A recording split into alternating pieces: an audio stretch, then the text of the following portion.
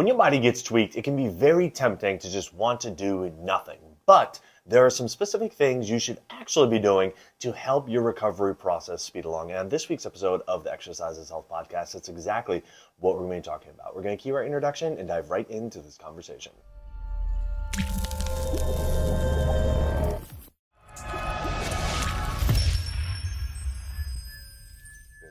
Hey, welcome back, everybody, to the Exercises Health Podcast, brought to you by Muscle Activation Schaumburg. We are your hosts, Charlie and Julie. Today, we are discussing this idea of what do you do when your body gets tweaked? Look, we've all been there before, where something happens with our body, whether it's our back, our hamstring, our neck, whatever it is, right?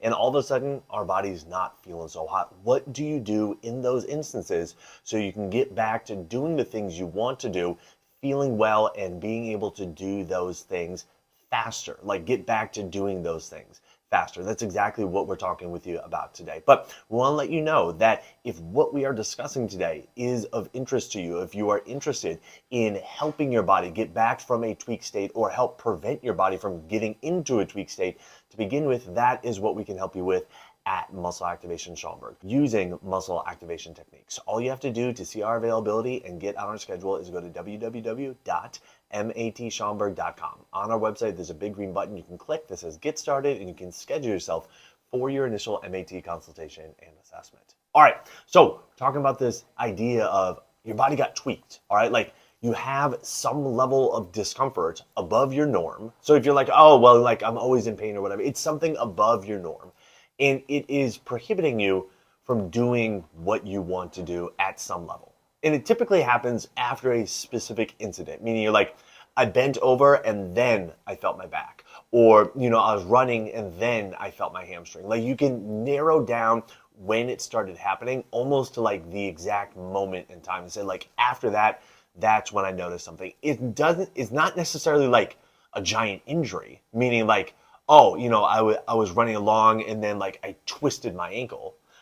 It's like, something all of a sudden I was doing something and something felt weird with my muscles. Something felt weird with my joints. Something felt weird throughout my body. And yeah, I'm having this discomfort now. It's above my norm. At some level, it's keeping me from what I wanted to do.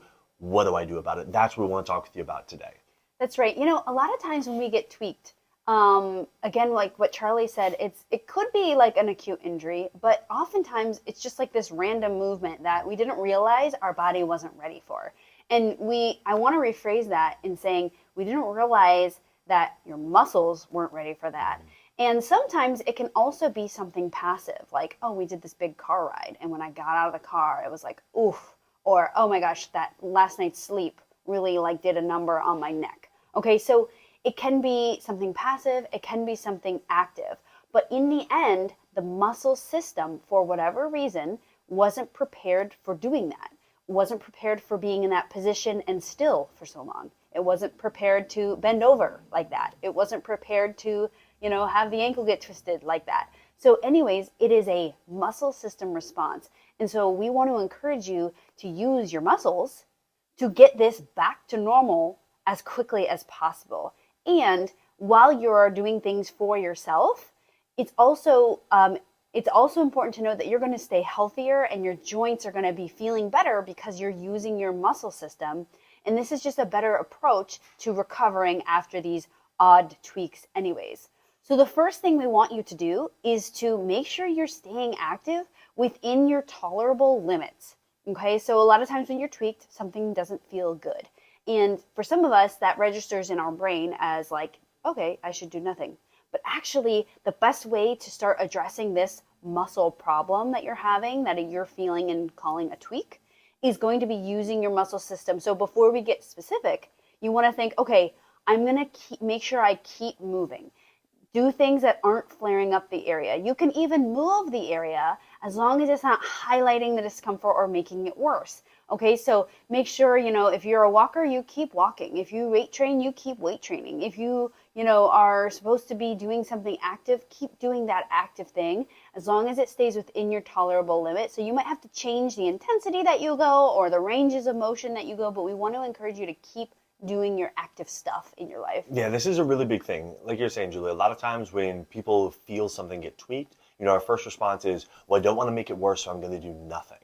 And if we can switch our mindset from, I don't want to make it worse, to what can I start doing to make it better, now all of a sudden we can take a very active role in helping our body, like, feel and function the way we want it to. And so the first step in that is not to do nothing, but to keep being active, keep doing the things that you are wanting to do, staying active throughout your day, but doing so at a level, like you were saying, that is, again, within your tolerable pain limit. So if you feel like, okay, when I go for a jog, it bugs me, but if I go for a walk, I'm good. And it's like, okay, cool. Then stay at a walk level, and you can kind of microdose jogging in there just to explore, okay, can I push myself a little bit harder and still be okay? Can I push myself a little bit harder and still be okay?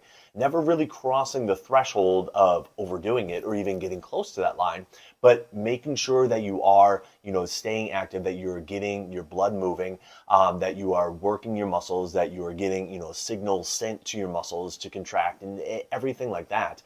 That will go a long way into helping your body recover faster. Because we think about, okay, well, what's going to help our body to recover faster in the first place is like making sure our muscles are strong, making sure that we have adequate in a overabundance, maybe not overabundance, but we get sufficient blood flow to the area. So we want circulation happening. We want those muscles contracting.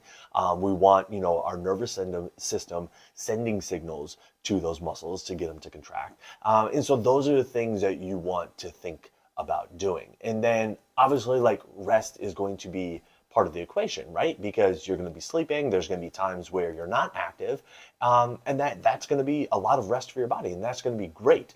But during the times when you can be active, we want to prioritize, hey, being active, but again, staying within your tolerable pain limit for that. That's right, Charlie. So above being generally active, the next thing is that we want you to start prioritizing your muscle strength and function.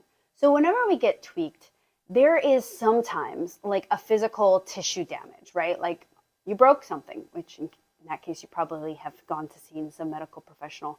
But oftentimes when it is simply a muscle change, it is usually something that has to do with your body is sending signals to say, hey, we got to protect that low back, or we got to really protect that shoulder. She's doing crazy stuff with it.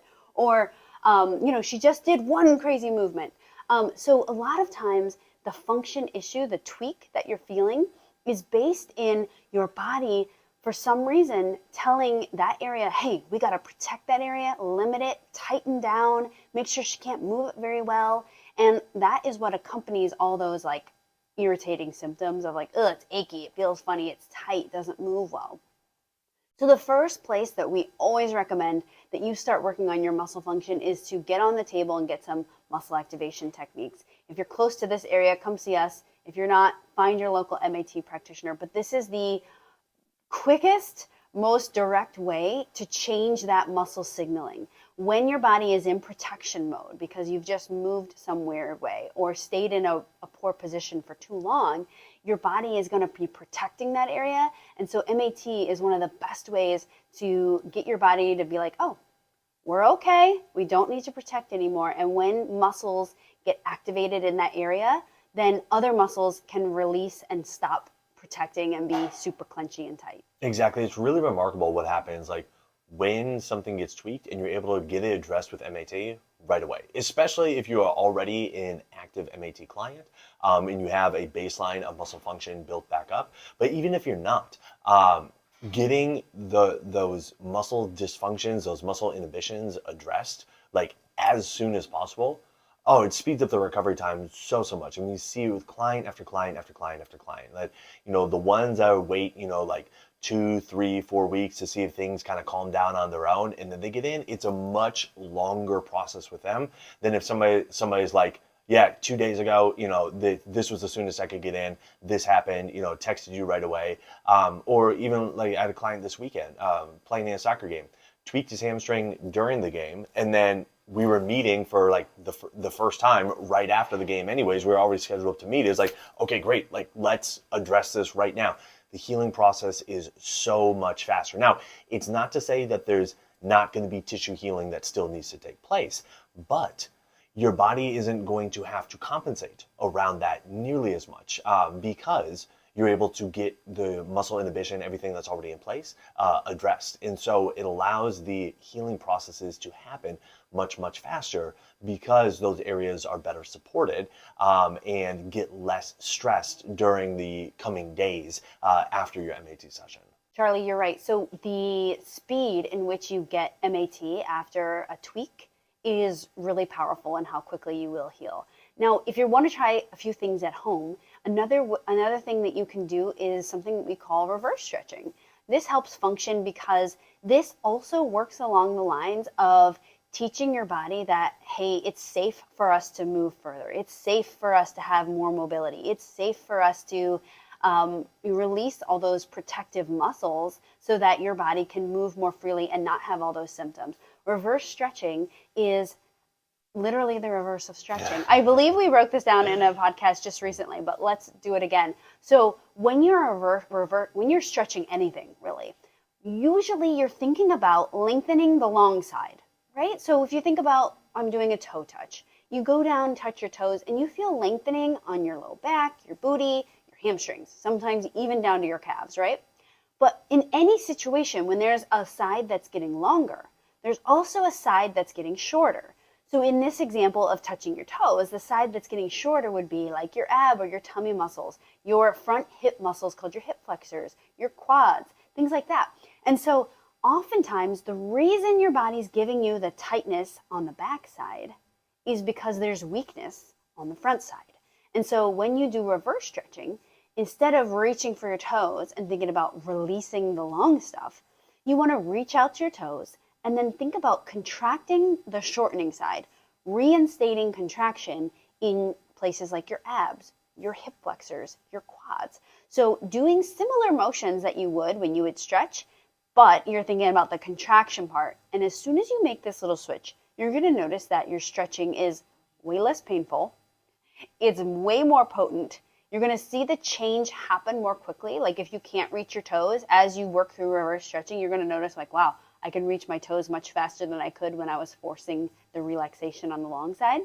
But also your changes are going to hang around a lot longer. And when you're done stretching, you'll end that session or that reverse stretch more stable and more protected rather than less stable and less protected, which is what happens when you do regular style of stretching. Exactly. This is such a powerful technique to use kind of as a follow-up to MAT. Like once it's identified, all right, these are the groups of muscles that, were really inhibited on you. These are the ones that, we needed to get working better. Then following up with, specific reverse stretches for those muscles is massively powerful. And even if like you haven't gotten worked on with MAT before, you can still apply the reverse stretching principles and still utilize these techniques of like, hey, focus on contracting your muscles more. Focus on, really staying within a range of motion that you can actively control, which will just help to kind of reinforce the muscle contraction, reinforce that, all right, we want to make sure that our muscles are strong and functioning well. So reverse stretching is a big piece of this puzzle. The third thing that we'd recommend you doing is really prioritizing your strength training. So we have, doing MAT, we have reverse stretching, and then the more intense version of that would be, general strength training. I say intense from a load perspective. Like, you're gonna be using higher weights and everything like that than you would with MAT or reverse stretching. And so these three things, when you are, you're doing your strength training, utilizing our 4 exercise for life principles, you're doing your reverse stretching, and you're getting MAT done, this is going to be like the ultimate trifecta for, prioritizing your muscle strength, prioritizing your muscle function, which is honestly going to be, in our opinions, the fastest way that you're going to get back from any kind of tweak that happens with your body, regardless of the area of the body that it's in. Prioritizing the strength and function of your muscles really is what we have seen across the board, the number one thing that you can do to help your body feel and function better. And again, for us, it starts with MAT, then kind of reinforcing that work with reverse stretching, and then making sure that you're staying consistent with your strength training, multiple times a week. That really is the kind of the formula that we have found to be most effective for people across the board.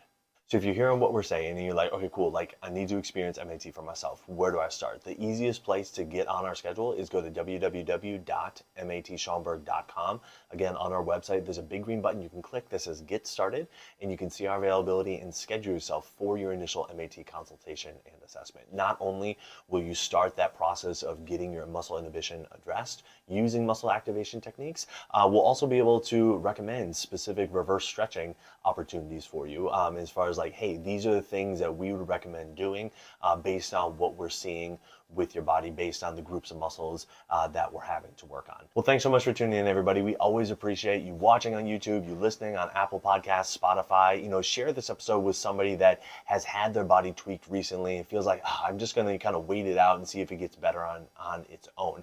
Share this episode so they can understand a couple things that they can start doing on their own to help speed up that process and really prioritize the strength and function of their muscles so they can get back to doing the things that they want to do.